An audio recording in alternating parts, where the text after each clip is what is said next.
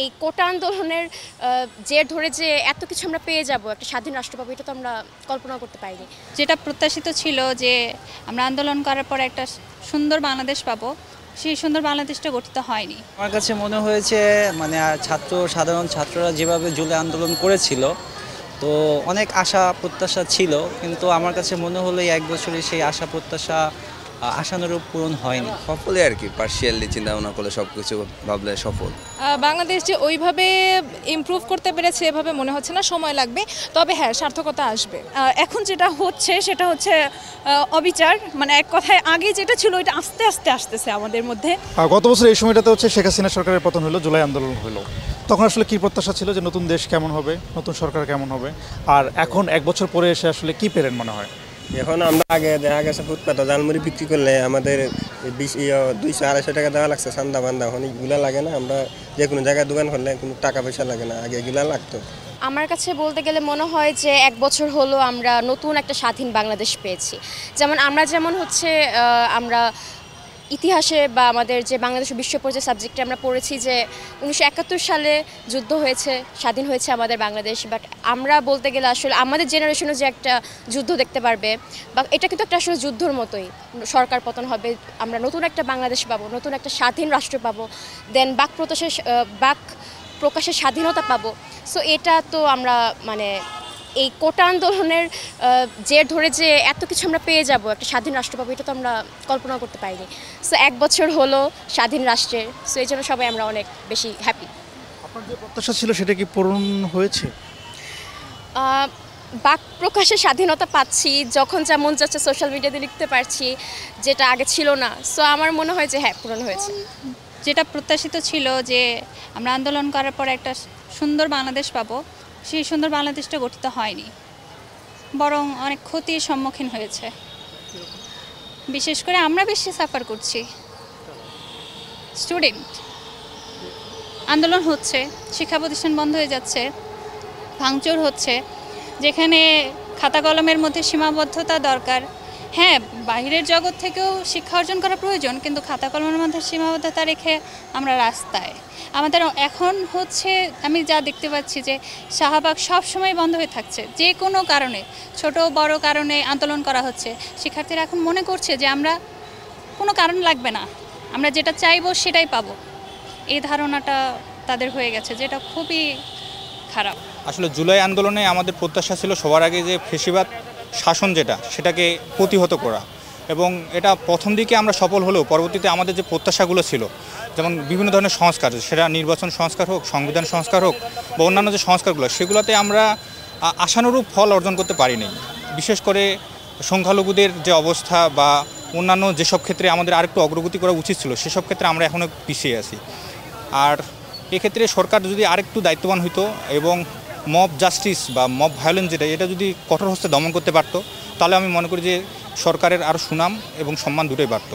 আমার কাছে মনে হয়েছে মানে সাধারণ ছাত্ররা যেভাবে জুলাই আন্দোলন করেছিল, তো অনেক আশা প্রত্যাশা ছিল, কিন্তু আমার কাছে মনে হলো এই এক বছরে সেই আশা প্রত্যাশা আশানুরূপ পূরণ হয়নি।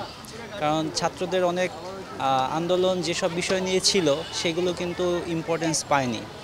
যদি আমি উদাহরণস্বরূপ বলি, আমাদের কিন্তু জুলাই আন্দোলনের একটা বিষয় ছিল যে ছাত্র রাজনীতি বা লেজুর ভিত্তিক যে রাজনীতিগুলো বন্ধ করা।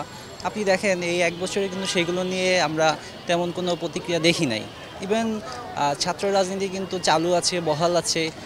ছাত্র রাজনীতি চালু থাকা মানে তো আপনি দেখেন যে ক্যাম্পাসে যে পরিবেশ, ছাত্রদের পড়াশোনা থেকে শুরু করে সব কিছুই ক্ষতিগ্রস্ত হয়েছে।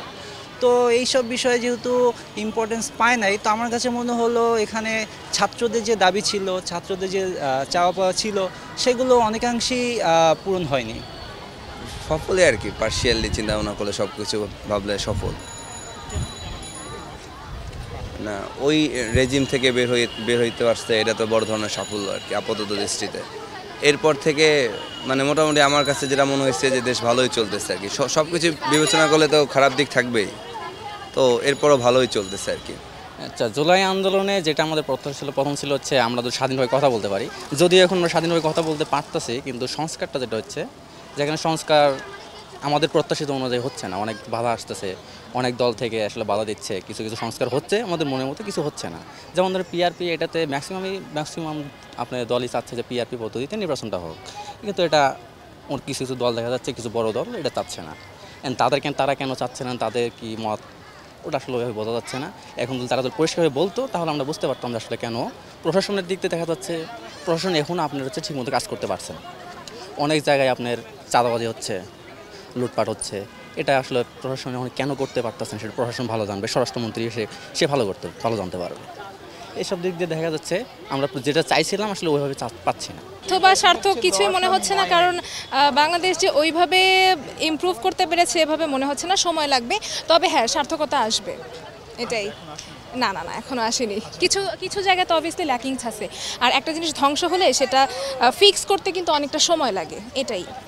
জুলাই আন্দোলনে আপনার যে প্রত্যাশা ছিল সেটা কি পূরণ হয়েছে, বা সে হলে সেটা কতটুকু হয়েছে? স্বাধীনতা পেয়েছি, এটাই অনেক কিছু, আলহামদুলিল্লাহ, এটাই। মনে হয় যে এটা অনেকাংশে সার্থক, আবার অনেকাংশে ব্যর্থতা আমাদের কারণেই, আবার সার্থকতা আমাদের চেতনার জন্য, আমাদের সংগ্রামের জন্য হয়েছে, এটাই বলবো। ব্যর্থতা কি, সার্থকতা কি? আচ্ছা, ব্যর্থতা হলো জুলাই আন্দোলন মূলত হয়েছিল স্বৈরাচারের পতনের জন্য, আর সেখানে স্বৈরাচারের পতন হলো, কিন্তু তারপরেও দেখতেছি যে একটা লিডিং পলিটিক্যাল পার্টি বা অন্য কেউ এটা আবার সেই ওই দিকেই মুভ করতেছে, মানে ওই রাজনীতিটাই আবার সেটা ঘুরে ফিরে ডোমিনেট করতে চাচ্ছে, সেটাই ছাত্র কেন্দ্রিক হোক বা অন্য নাগরিক কেন্দ্রিক, এটাই বলবো। আর সার্থকতা হলো এই যে স্বৈরাচার পতন হয়েছে, আমরা অনেকটা স্বাধীনভাবে একটু নিজের মতামত প্রকাশ করতে পারতেছি, বা আদার্স যেসব বিষয়, এটাই বলবো। জুলাই আন্দোলন বলতে আমাদের যখন আন্দোলন শেষ হয়ে আমাদের যখন দেশ স্বাধীন হলো 36শে জুলাই, 5ই আগস্ট, তো তখন থেকে আমরা আসলে বাংলাদেশ একটা নতুনভাবে একটা বাংলাদেশ পেয়েছি। ওটা আসলে আমাদের জন্য একটা আনন্দের বিষয় ছিল।